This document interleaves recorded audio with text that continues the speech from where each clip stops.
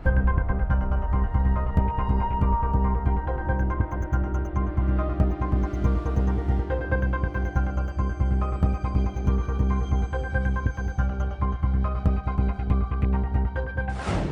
बहुत बहुत स्वागत है आपका इस वीडियो में। आज एक बार फिर से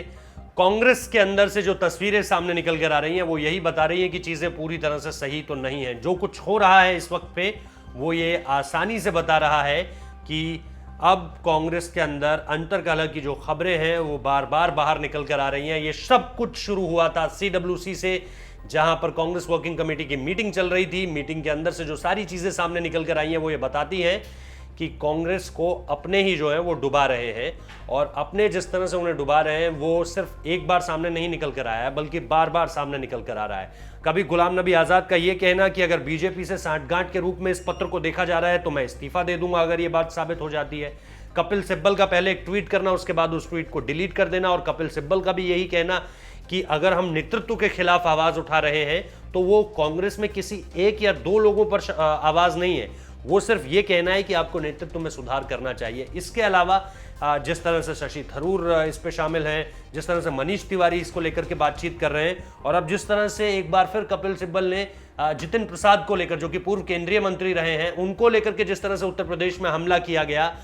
जुबानी एक तरह से जंग उनको घेरने की कोशिश की गई और कहीं ना कहीं टारगेट कांग्रेस को ही किया है, और कपिल सिब्बल ने इस पर भी ट्वीट किया है। ट्वीट क्या किया है वो निश्चित तौर पर आपको बताऊंगा, लेकिन आपको यह जरूर समझ लेना चाहिए कि कांग्रेस के नेतृत्व में जिस तरह से विवाद की बात सामने निकल कर आई, उसके बाद चीजें अब तक सुलझने का नाम नहीं ले रही हैं। कपिल सिब्बल का जो ट्वीट है वो सुनिए सबसे पहले।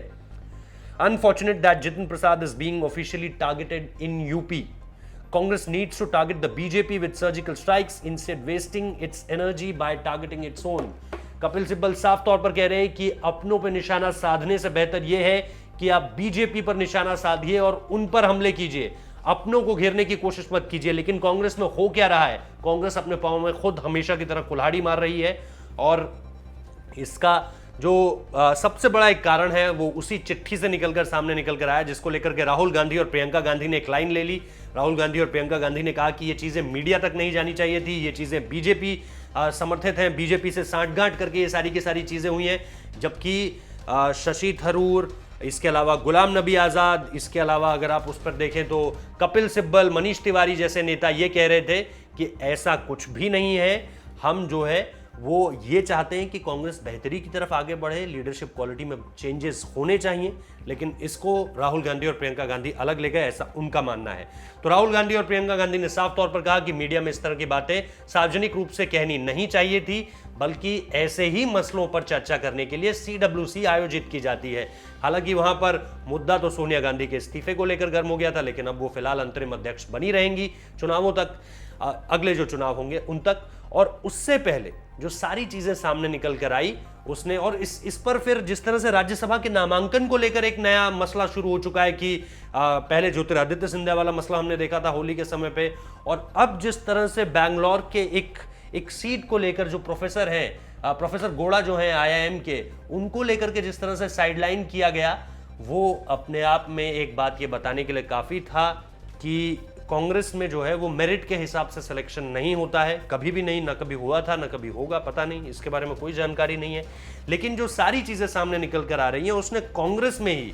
जो अपनों के खिलाफ एक तरह से बगावत के सुर हैं वो तेज कर दिए हैं, और वो कपिल सिब्बल के ट्वीट ने उस पर जो है वो मोहर लगा दी। अगर अब तक कांग्रेस ये कहती कि जी नहीं ये तो बीजेपी कह रही है कि कांग्रेस के अंदर विवाद है, या बाहर से लोग कह रहे हैं, या राजनीतिक विश्लेषक कह रहे हैं, या हम और आप जैसे लोग कह रहे हैं, तो इस पर अब कांग्रेस की तरफ से ऑफिशियल ऑथेंटिसिटी जो है, जो ऑफिशियल मोहर है, वो कपिल सिब्बल ने लगा दी है कि कांग्रेस वाले अपने ही घेरने की बजाय बीजेपी को घेरे। तो जब अंदर ही आपके अंदर ही एक इस वक्त पे कलह चल रही है, तो फिर आप कैसे अपनी राजनीति को सुधारेंगे, कैसे आप विपक्ष का जो सबसे बड़ा काम है या विपक्ष की जो सबसे बड़ी भूमिका है उस पर कैसे खरे उतरेंगे? ये अपने आप में बड़े सवाल हैं जिनको लेकर के आप कपिल सिब्बल के ट्वीट से आगे बढ़ सकते हैं और ये कह सकते हैं कि अभी कांग्रेस पहले अपने अंदर के मसलों को ही सुलझा ले, उसके बाद देश की सरकार को, मोदी सरकार को ज्ञान दे तो बेहतर होगा। फिलहाल कांग्रेस को चाहिए, सोनिया गांधी, राहुल गांधी को चाहिए, प्रियंका गांधी को चाहिए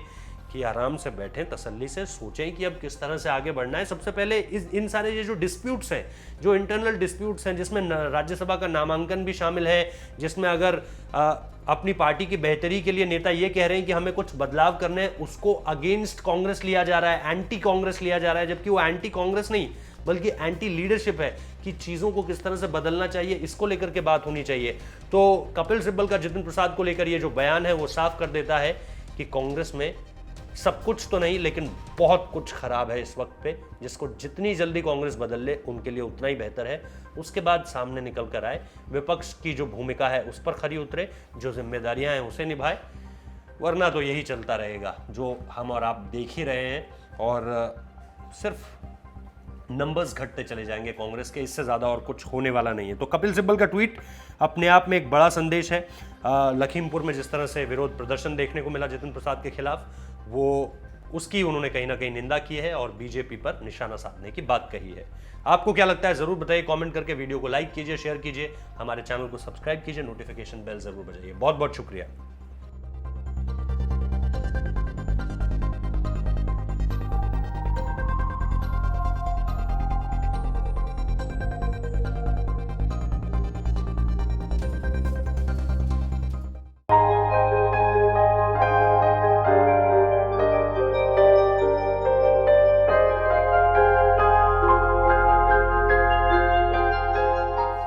The CWC makes it clear that no one will be or can be permitted to undermine or weaken the party and its leadership at this juncture. The responsibility of every Congress worker and leader today is to fight the pernicious assault on Indian democracy, pluralism and diversity by the Modi government. Third and most importantly, the voices of our two leaders have inspired generations of Indians, both within and outside of the Indian National Congress, to rise and demand answers from the government, which seeks to desperately distract the people through shallow and manufactured issues. It is under their leadership that crores of Congress workers and supporters have reached out to fill the large, callous gaps in governance left by this government, as a result of which millions belonging to the poor and middle classes have been unjustly deprived of their rights and their livelihoods. Fourthly, the CWC notes that inner party issues cannot be deliberated through the media or in a public fora. The CWC urges and advises all concerned to raise such issues only in party fora in the interest of propriety and discipline.